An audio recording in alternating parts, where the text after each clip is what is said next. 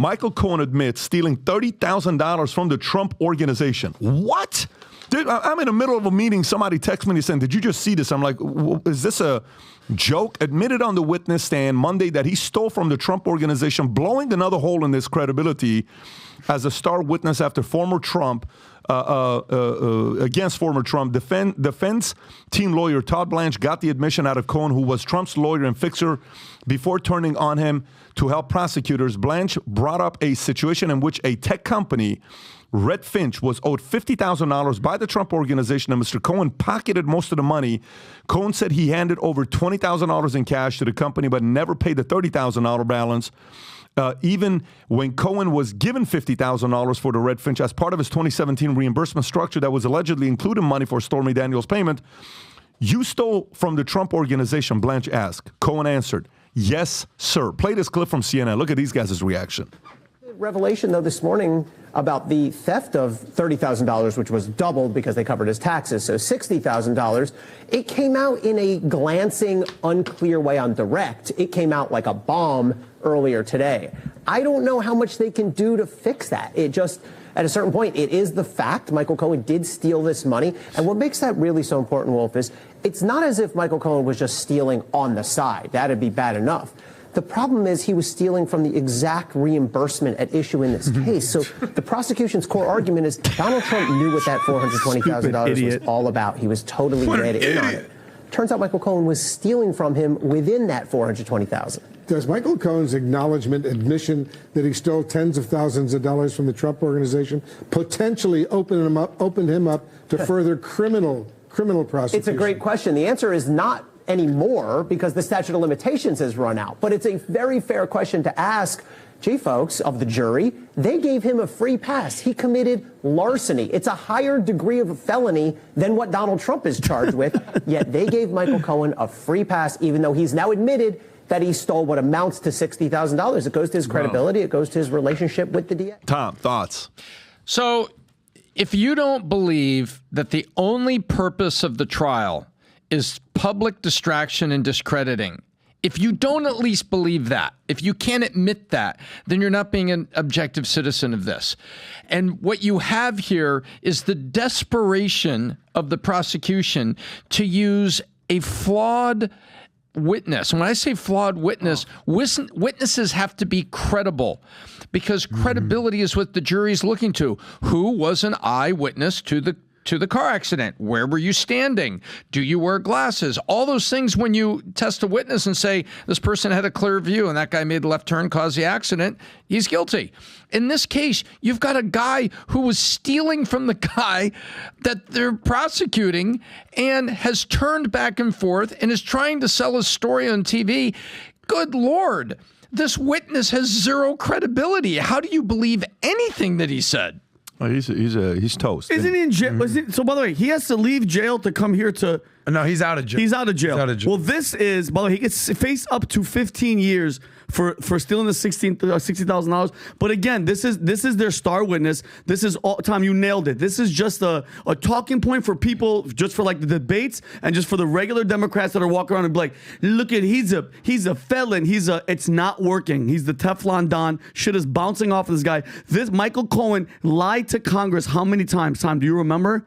How many proven lies and lied to? I stopped counting and fell asleep. Yeah, exactly. Like this is, by the way, this is the same people that the left always grab these people that they love, like the Michael Avenattis. Remember when everybody in the left was walking around going, "You could be the next president of the United States." From Bill Maher to everybody on CNN, MSNBC, they have the worst taste in people, and this is just a huge fact of it. Michael Cohen, that's their star witness, and he's the biggest lying scumbag, degenerate thief. I don't think it's their taste in people. I think they're willing to use anyone in any way to reach the end which justify the means, which is to tag some indictments on Donald Trump, distract the voting public. But guess what? It's backfired. The more this goes, you are finding it in the crosstabs of the polling.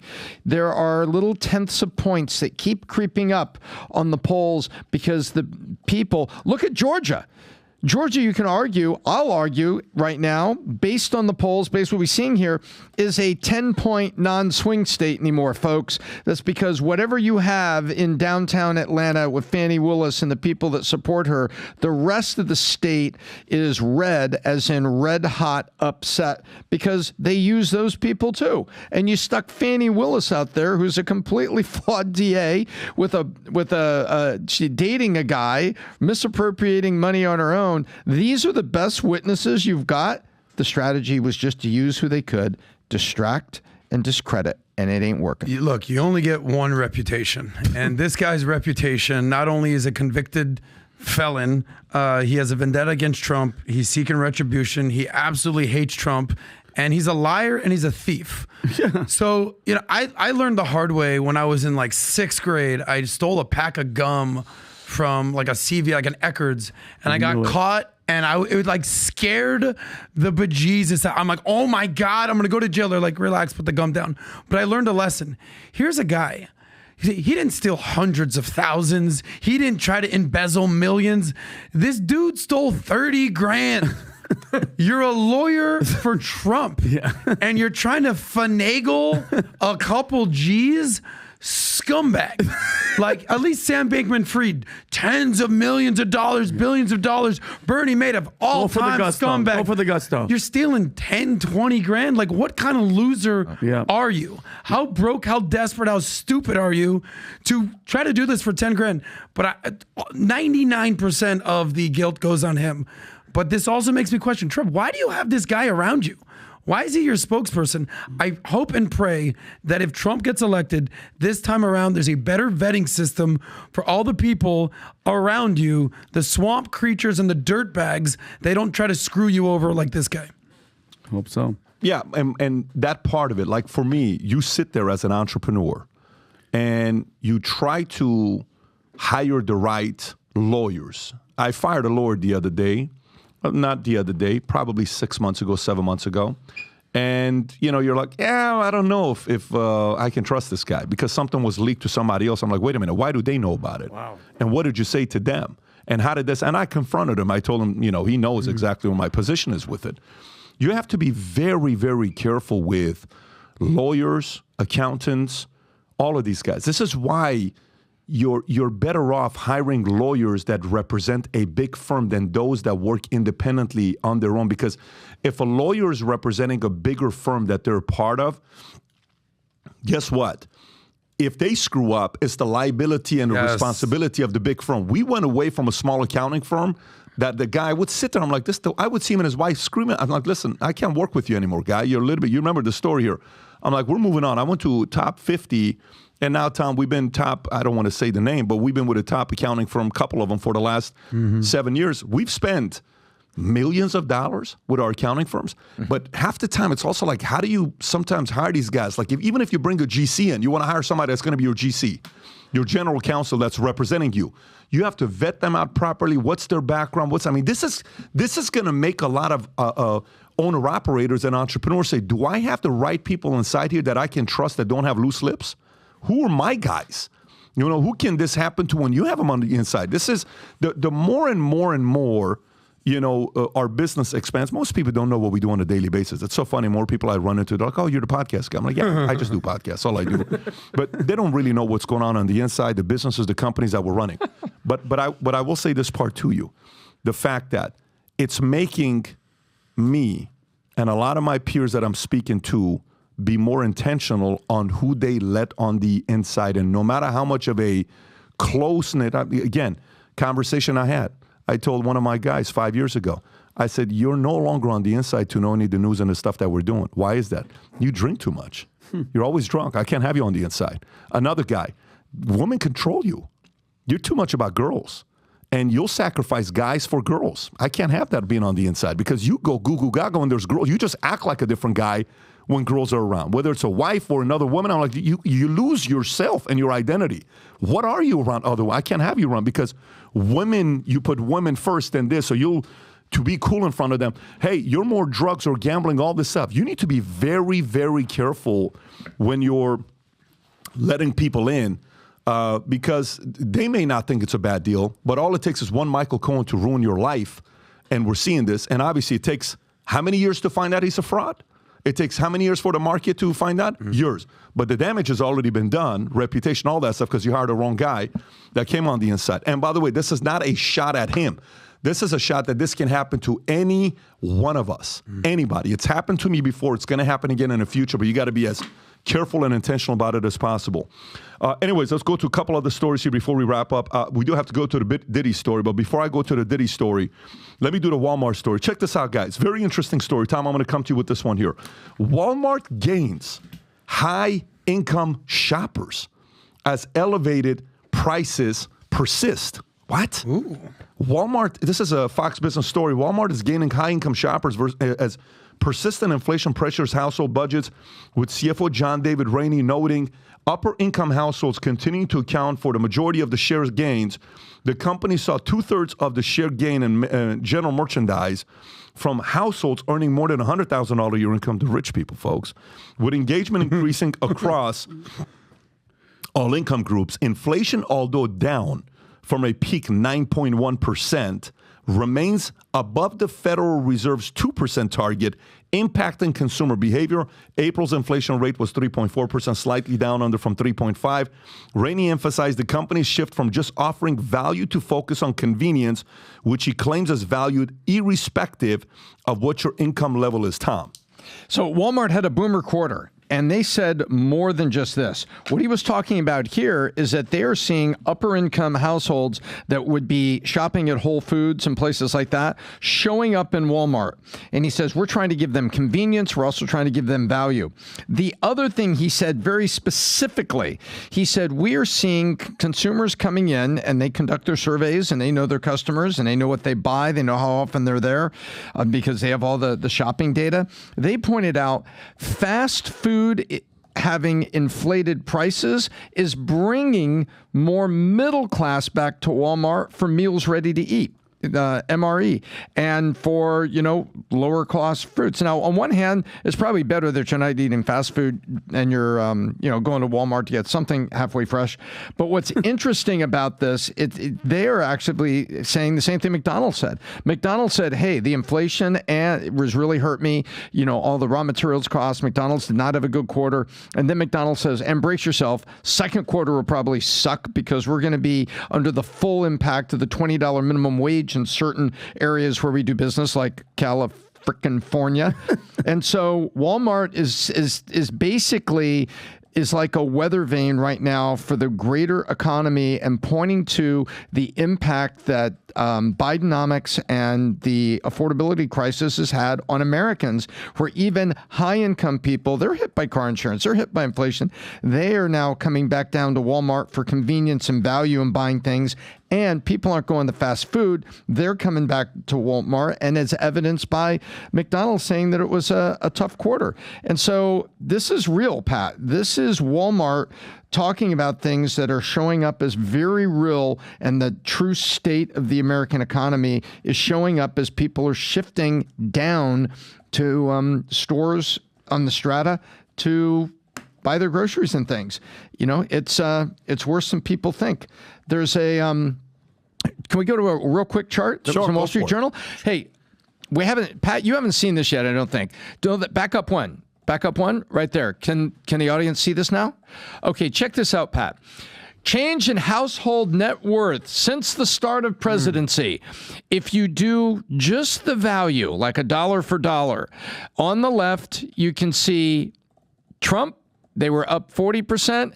Biden, they were up about 18% since the beginning of the respective presidencies. But Pat, look at the chart on the right. When you adjust it for inflation, the Trump era brought America about a 29% increase in the net worth of households. That is insane. The Biden administration is sitting at zero. Do you understand what this is, Vinny? So Tom, here's I got what you just showed, but you need to explain it to the average American, okay, that's watching this. Explain to Vinny what this means. Go forward. So it means if you compare the two presidencies and look at where you were when each one started and where you were right now 3.5 years in, okay? Which one was better for me? Trump, you would have seen an increase in your net worth, maybe your 401k, your IRA, what you're able to save, total net worth of about 29%. Okay. 29% increase.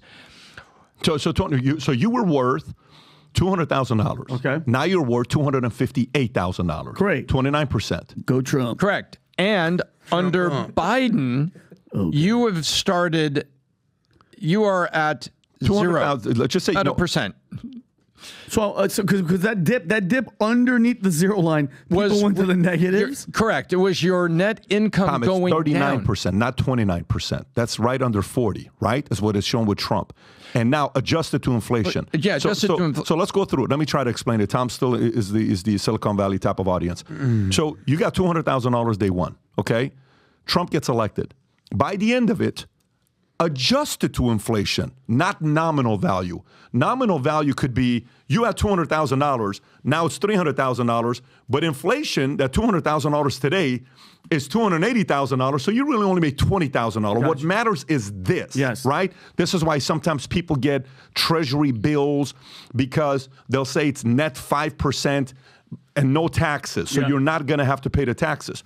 So adjusted to inflation, you have $200,000, okay? Now on the right side. On the right side, okay. Adjusted to inflation. Holy crap.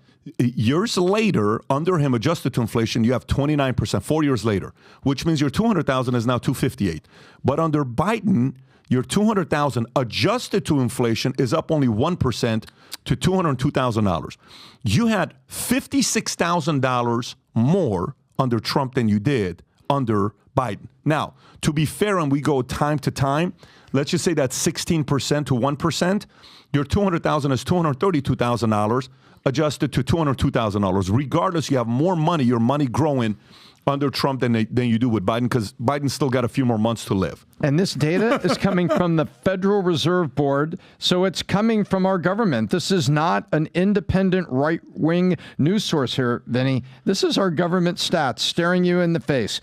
And Walmart talking about it in the quarterly report, Pat, of how bad it is for people, that wealthier people are leaving Whole Foods and coming down to Walmart. Yeah. Let me go to... I got a quick funny story for you. So I got 5 minutes, one more story. This will be a minute story. So be quick. There we go, guys. Tom just gave a whole chart. I'm going to do this in 60 seconds.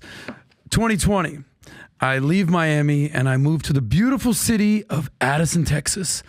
I hire a realtor by the name of Patrick Bet-David. He says, this is where you should live, right here behind the Yard House on Beltline Road in Addison. And I start working with PBD at Valuetainment. In the distance, I see this building. Give me 1 second. Yes.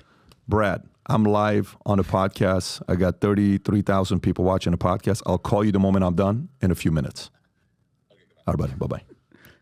Was that a real call? That was a real call. Oh, serious. You'll see why. But go ahead. All right. Thanks, Brad. Love you, Brad. Love you, Brad. So I end up going to this place I see in the distance called Walmart. In Miami, there's no Walmarts. There's Publix, there's Whole Foods. I go there, I go shopping. The prices blew my mind. I've never seen anything this cheap. I just balled out at Walmart. I go to the cash register. They're like $83. I'm like, for the whole store. One time I went shopping there, they're basically like, yeah, it's free. Just take everything you want. We'll give you money. I've never seen prices this cheap at Walmart.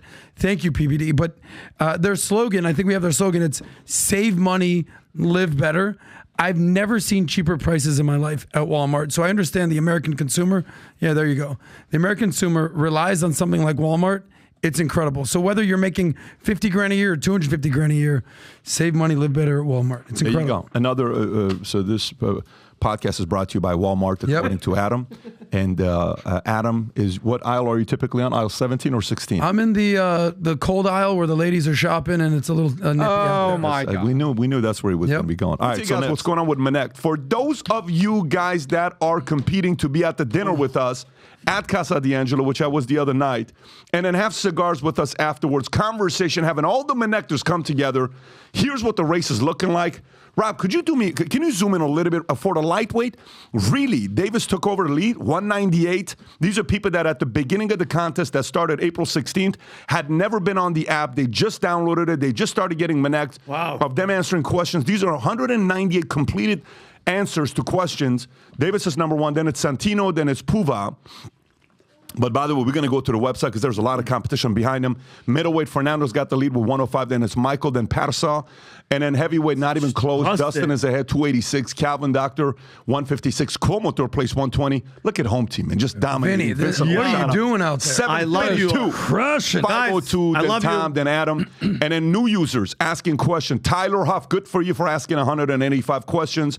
Goran Surbeski, 123. Eddie, 121. Dustin, existing. Holy moly, look at that, 895. Here's my guy. Sir John ICU, 771. Ozzy Gomez, 276. Here's what you have to realize. These are all the QR codes for us. However, this is the most important data I'll tell you. My entire life story was from being one contact away from my life changing. I'm one contact away from life changing, whether it's business, health, marriage, relationship, finance, it doesn't matter.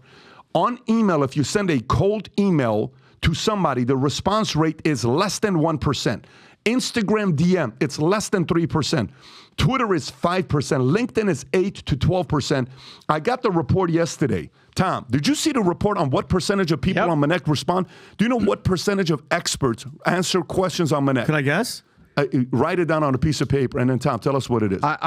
Okay, I can't enter a contest to guess because I know what the number is. But just say it. What's the number? 94%. I put 94. 94% of people answer that's Manek correct. questions. So, and a lot of people answer within Sick. 24 hours. I answer within 24 hours, and mine are audio, so are Vinny, so are Tom.